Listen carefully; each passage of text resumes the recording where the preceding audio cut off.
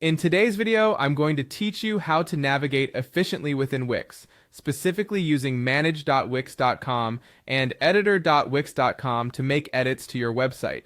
Whether you're a seasoned user or new to website editing, this guide will provide you with clear step-by-step instructions to help you make changes quickly and effectively.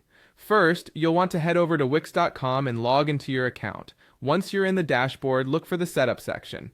It acts as your central hub for accessing various features and settings related to your site.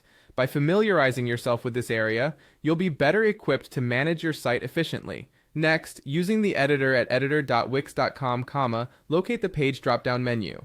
This drop-down is crucial because it contains a list of all the pages on your site. Understanding how to navigate this menu will give you swift access to any page you want to work on, and it's especially helpful when managing a complex site with multiple pages.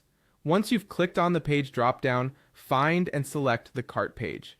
This page is particularly important for those running an online store as it holds the details of your customer's shopping experience. Modifications to this page can impact how your visitors move through the checkout process, so ensuring it is both functional and visually appealing is critical.